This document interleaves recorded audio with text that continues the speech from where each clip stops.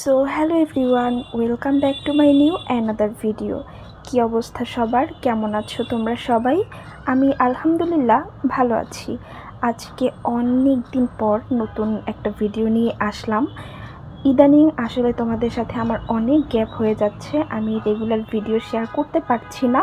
তো এখন যেহেতু আমি বরিশালে নাই, অর্থাৎ তোমরা হয়তো কেউই জানো না যে আমি ঢাকায় আছি আর আমার বাড়ি হচ্ছে বরিশাল। তো সব কিছু মিলাই হচ্ছে আমি একটু বিজি, ব্যস্ততার মাঝে সময় কাটাইতেছি, যাতে করে হচ্ছে এখন ভিডিও ঠিক করে এডিট করতে পারছি না, ভয়েস ওভার দিতে পারছি না। কারণ বোঝোই তো ঢাকার কি পরিবেশ, মানে সব সময় চারপাশে নয়েজ থাকি। তো হঠাৎ করে খেয়াল করলাম যে বাসায় আমি একাই, তাই ভাবলাম যে একটু ভিডিও শেয়ার করব তোমাদের সাথে, জাস্ট একটু ভয়েস ওভার দেই। তো এখন কথা হচ্ছে, এই যে ভিডিওতে তোমরা দেখতে পাচ্ছ কোথাও একটা আসতেছি, হ্যাঁ এটাই হচ্ছে মেইনলি ঢাকা আসার দিনের ভিডিও। মানে ওই দিন হচ্ছে আমি পুরোটা রাস্তা ঘুমাতে ঘুমাতে আসছি, তো মাঝে জাস্ট যতটুকু সময় সজাগ ছিলাম ততটুকু সময় ভিডিও করছি। আমি জানি না এই জায়গাটার নাম কি, বাট এত বেশি সুন্দর। তার উপরে দেখো ওয়েদারটা, মানে জাস্ট তাকিয়ে থাকার মতো। আমার এত বেশি ভালো লাগতেছিল। আর মানুষ না ব্যক্তিগত সব কিছুই ভিডিওর মাধ্যমে শেয়ার করে, যারা হচ্ছে কন্টেন্ট ক্রিয়েটর, ভ্লগার, বাট আমি হচ্ছে আমার খুব পার্সোনাল যে কষ্টগুলো সেগুলো না কাউকে বলতে পারি না। যাই হোক, আমার মন অনেক খারাপ ছিল, কিন্তু তবু এত সুন্দর ওয়েদার দেখে মন খারাপ করে থাকার কোনো ওয়েই নাই। মানে ডিপ্রেশন রিমুভ হয় এই ধরনের ওয়েদার দেখলে। আর ঢাকায় আসার পথে যে মাওয়া হয়ে যে রাস্তাটা, ওই রাস্তাটা এত বেশি সুন্দর, মানে আমার খুবই ভালো লেগেছে টোটালি। আর ভালো লাগা যদিও বেশিক্ষণ ছিল না, কারণ এই 2-2.5 ঘন্টা কিংবা 3 ঘন্টার জার্নিতে আমি জাস্ট 1 ঘন্টাও সজাগ ছিলাম না। মানে আমি ঘুমাতে ঘুমাতে আসছি, রাতে ভালো ঘুম হয় নাই।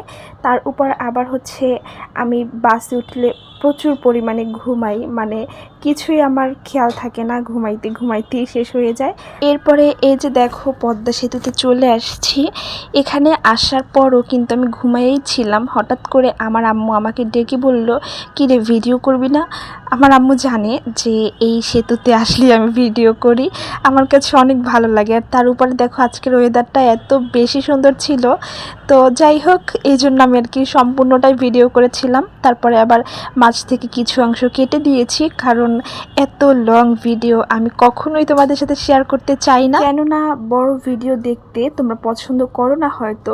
আজকের ভিডিওটা বলবা কেমন হয়েছে, মানে একটু বেশি বড় হয়েছে, 5 মিনিটের হয়ে গেছে, তাই নিজের কাছেই খারাপ লাগতেছে। আসলে কি তোমরা আমার ভিডিওটা দেখবা?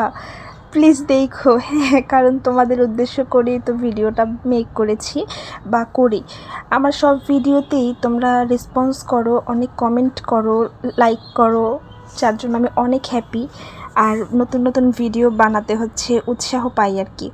তো এরপরে এই যে দেখো, এই জায়গাটার নাম আমি জানি না ঠিক, এখানে যাত্রা বিরতি দিয়েছিল, তো সেখানে নেমে আমি একটু ভিডিও করলাম। আর এই প্রথমবার আমি সাকুরা ছেড়ে লাবিবা এসেছি, লাবিবা পরিবহনে। সবসময় সাকুরাই আসা হয়, তো এই প্রথমবার হচ্ছে পরিবহন চেঞ্জ করলাম। অনেক ভালো ছিল আমার এক্সপেরিয়েন্স। তোমরা কে কোন পরিবহনে আসা যাওয়া করতে পছন্দ করো অবশ্যই আমাকে কমেন্ট করে জানাবে। আমার সাকুরাও ভালো লাগে, আর এই প্রথমবার লাবিবা এসেছি, খারাপ লাগেনি, চলে। আচ্ছা, তোমরা কে কে ঢাকা থেকে আমার ভিডিওটা দেখতেছো অবশ্যই কমেন্ট করে জানাও, কারণ আমি যেহেতু ঢাকায় আছি, যদিও বরিশাল চলে যাব খুব শীঘ্রই, জানি না কতদিন ঢাকায় থাকবো। তো তোমরা যারা যারা আমার ভিডিওটা ঢাকা থেকে দেখতেছো অবশ্যই কমেন্ট করে জানিও, দেখা যাক 1 কাপ চায়ে তোমাদেরকে পাওয়া যায় কি না।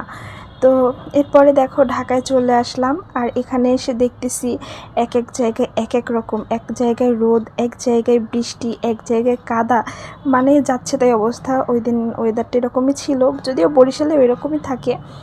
তো এখানে এসে আমার কেমন একটা খারাপ লাগা শুরু হয়ে গেছে। মানে আমার মনে হইতেছে আমি কাউকে একটা মিস করতেছি, কে নাই লাইফে। মানে আমি বুঝাইতে পারতেছি না, আমার একটা কষ্ট হইতেছিল, চাপা কষ্ট। তো যাই হোক, যে মানুষটা লাইফে নাই সে দূরে থেকেই ভালো থাকুক। সো আজকের ভিডিওটা এই পর্যন্তই। তোমরা সবাই ভালো থেকো, দেখা হবে নেক্সট ভিডিওতে। আর বেশি বেশি লাইক, কমেন্ট অ্যান্ড শেয়ার করতে ভুলবে না। আসসালামু আলাইকুম, আল্লাহ হাফেজ, ধন্যবাদ সবাইকে।